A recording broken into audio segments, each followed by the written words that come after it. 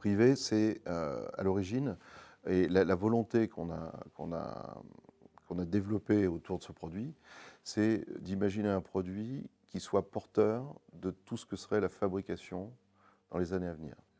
On a, au travers de ce produit, imaginé des technologies qui n'étaient pas du tout utilisées dans la production de fabrication de couteaux. Sauf qu'en fait, quand on a mis en place ça, on avait besoin d'un support, on avait besoin d'un produit, on avait besoin de quelque chose pour se dire est-ce que ça fonctionne, est-ce que ça ne fonctionne pas. Et on a créé ce produit-là exclusivement à l'origine dans cette optique-là. Donc il n'y avait même pas d'objectif de commercialisation, mais il se trouve qu'on est arrivé avec un produit qui était tellement beau, qui était tellement bien fini, qui était tellement incroyable, qu'on a décidé on a décidé de le commercialiser.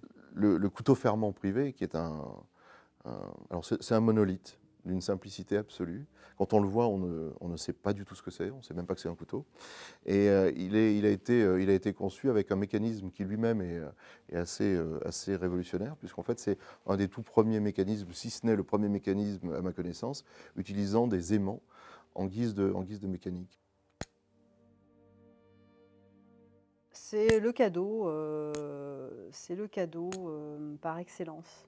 Si on m'appelle en me disant: «Voilà, je veux faire un beau cadeau», ou un client, un cadeau prestige, bah, on va aller sur ce produit-là. À l'origine de ce mécanisme, euh, c'est en regardant mon fils jouer avec un jouet, alors je ne sais plus comment ça s'appelait, c'est des espèces de boules qui lançaient sur des cartes, et puis d'un seul coup, quand la boule arrivait sur la carte, clac, ça s'ouvrait, ça donnait une figurine, et je trouvais ça tellement génial, enfin l'utilisation des aimants au sens large, je trouvais ça tellement génial, que je me disais, qu'est-ce que ça serait intéressant de faire un mécanisme autour des aimants. Et puis en réfléchissant, en mettant nos idées sur un papier, on est arrivé avec ce mécanisme qui est constitué autour de 7 aimants.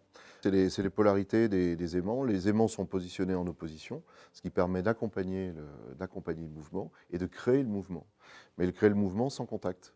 Ce qui fait qu'en fait, à la différence d'un couteau de poche classique qui a un ressort, où on va retrouver un ressort, on va retrouver une espèce de mécanique, hein, qui est obligatoire. Là, pour le coup, il n'y a pas de mécanique. On est même allé jusqu'à, pour ne pas perturber le fonctionnement des aimants, à utiliser plusieurs aciers sur la lame et devoir faire de la soudure laser, devoir faire des assemblages complexes.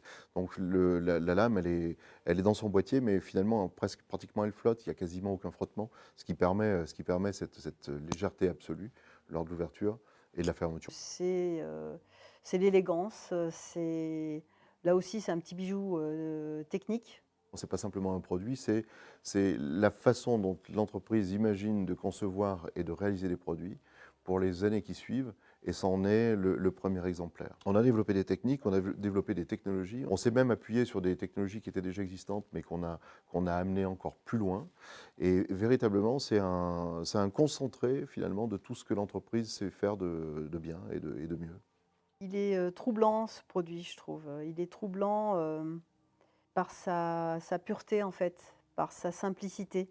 Les matériaux qu'on utilise sont des matériaux nobles, des matériaux qu'on trouve d'ailleurs assez peu dans de la coutellerie, dans des couteaux et notamment des couteaux de poche. La céramique, généralement, on trouve la céramique dans les lames, on ne trouve pas la céramique dans le manche. C'est un couteau bijou avec, ce manche en céramique blanc ou noir, comme les montres. La céramique étant, étant une matière tellement dure qu'en fait, même à polir, c'est extrêmement complexe. Donc en fait, la phase de polissage dure une semaine. Donc le manche reste pendant une semaine dans des consommables de façon à arriver à ce poli d'une douceur extrême. C'est le couteau, pour ouvrir le courrier, pour, l'avoir dans la poche. C'est un matériau, la céramique, qui est lourd, l'acier également, ce qui fait qu'on a un produit qui a un vrai poids dans la main. C'est pas anodin, c'est un produit qui pèse plus lourd que ce qui n'apparaît, surtout que ces lignes sont assez légères. Puis il y a un petit côté aussi qui est issu de la tradition, mais alors très très ancienne, des couteaux à secret, ce qu'on appelait les couteaux à secret. C'est qu'en fait, les produits s'ouvraient ou se fermaient, mais on ne savait pas trop comment. Enfin, il y avait une espèce de truc mystérieux, il fallait trouver comment ça s'ouvrait, comment ça se fermait. Et là, en fait, ce produit-là, quand on l'a dans la main, c'est un jeu, c'est systématiquement un jeu avec les personnes qui le prennent et qui se disent, waouh, alors ils savent que c'est un couteau parce que en s'adressant à nous, ils voient bien que c'est pas une truelle, hein, mais par contre, c'est de se dire comment je l'ouvre. Ça vient de cette tradition des couteaux à secret qu'il y avait dans les années 1800 et même encore avant, et qu'on a essayé de reproduire sur ce produit-là qui a un vrai petit côté mystérieux.